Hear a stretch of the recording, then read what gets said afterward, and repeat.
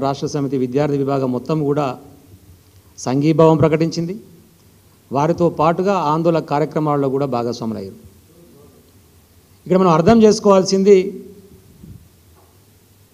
డిఎస్సికి సంబంధించి ప్రధానంగా వాయిదా వేయండి అనేటువంటి ఒక డిమాండ్ని ప్రతిపాదన తీసుకొని వచ్చి ఈ కార్యక్రమాలన్నీ కూడా చేస్తూ ఉన్నారు. సరే, డిఎస్సికి సంబంధించి వాయిదా వేయటానికి ప్రభుత్వపరమైనటువంటి ఇబ్బందులు ఏమైనా ఉంటే దానికి ఏంది కారణాలు అనేటువంటిది చెప్పి ఆ నిరుద్యోగ యువతి యువకులను ఒప్పించేటువంటి ప్రయత్నం ప్రభుత్వం చేయాలి. అది వారి బాధ్యత. అది చేయకపోగా ఒక దమనకాండని సృష్టించే విధంగా, ఒక భయోందరణ క్రియేట్ చేసే విధంగా తెలంగాణ ఉద్యమంలో కూడా ఉస్మానియా యూనివర్సిటీలోకి పోలీసులు అడుగుపెట్టలేదు. ఒకసారి ఫిబ్రవరి 14వ తారీఖు నాడు ఉస్మానియా యూనివర్సిటీలోకి చొరబడి విశృంఖలమైనటువంటి వికృత చర్యలకు పాల్పడితే పోలీసులు ఆ రోజు జరిగినటువంటి ఉద్యమ తీవ్రతను గమనించి ఈవెన్ హైకోర్టు కూడా ఇన్వాల్వ్ అయ్యి యూనివర్సిటీలోకి మీరు పోవద్దు, అది ప్రైవేట్కి సంబంధించినటువంటి వాళ్ళ అటానమస్ బాడీ అని చెప్పేసి చెప్పింది.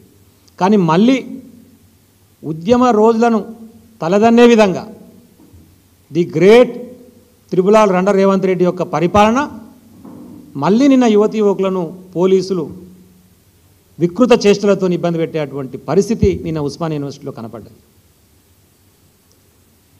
టెట్ నిర్వహించిన తర్వాత కనీసం ఒక 45 రోజుల గ్యాప్ ఇవ్వండి. ఈవెన్ సిలబస్ కూడా మారింది. ఆ మారిన సిలబస్ను చదువుకోవడానికి 25 రోజులలో ఎవరికి సాధ్యం కాదు. దయచేసి మా యొక్క ఆవేదనను అర్థం చేసుకొని ప్రభుత్వం సహకరించాలని చెప్పేసి మాట్లాడుతున్నారు వాళ్ళు. దాన్ని గమనించాలి.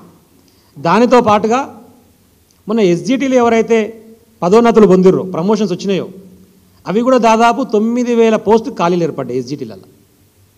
ఇప్పుడు వేసినటువంటి 11,000 కూడా గతంలో మనం వేసినటువంటి 5-6,000కు కంటిన్యూగా దాన్ని రద్దు చేసి నోటిఫికేషన్ని మళ్ళీ ఒక 5-6,000 కలిపి మొత్తానికి 11,000 ఇప్పుడు వేసిండు. ఇప్పుడు వాళ్ళ డిమాండ్ ఏంది? ఇప్పుడు ఏదైతే పదోన్నతులు వచ్చినటువంటి ఖాళీలు అయినటువంటి 9,000 పోస్టులు ఉన్నాయో వాటిని కూడా కలిపితే కనీసం 20,000 పోస్టులు అవుతాయి. నువ్వు అన్నటువంటి మాట మెగా డిఎస్సి వేస్తా అని కల్లబొల్లి మాటలు చెప్పి మాట్లాడినావు. మరి మెగా డిఎస్సి అంటే మరి 11,000తో మెగా డిఎస్సి ఎట్ అవుతుందరా నాయన? కాబట్టి కనీసం 20,000 పోస్టులను వేస్తే మా అందరికీ ఉపయోగం అవుతుంది.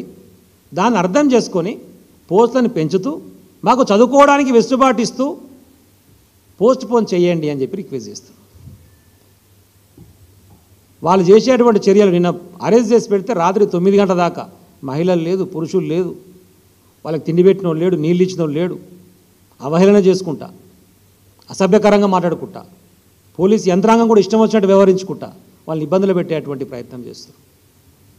100 మంది 1000 మంది గ్రౌండ్లలో పెట్టేసి, రాత్రిపూట పెట్టేసి, కరెంటు తీసేసి, చిత్రహింసలు పెట్టి ఏ పరిపాలన నడుస్తున్నది అంటున్నా. ఇక్కడ ప్రజాస్వామ్యయుతంగా ప్రజా పరిపాలనని మాట్లాడేటువంటి రేవంత్ రెడ్డి ఏం చేస్తున్నావు నువ్వు అసలు? ఇప్పుడు మన వాళ్ళు చెప్తున్నటువంటి మాట ఏంది? ఇంత పట్టుబట్టి రేపటి నుంచి ఇస్తే హాల్ టికెట్ అని ఎందుకు అంటున్నాడు అంటే ఆల్రెడీ కొడుకు అన్ని ఉద్యోగాలు అమ్ముకున్నాడు, అంతే ఎక్కడికక్కడ ఫిక్స్ అయిపోయింది. ఇప్పుడు వాయిదా వేస్తే ఇబ్బంది అయింది కాబట్టి మళ్ళీ ఆయన వసూలు చేయాలనే, మళ్ళీ పైకి కప్పం కట్టాలనే, ఇబ్బంది అవుతుంది కాబట్టి ఎట్టి పరిస్థితులు నిర్వహించి తీరుతా. కానీ నువ్వు ఒక ముఖ్యమంత్రి మాట్లాడాల్సిన మాటలేనా?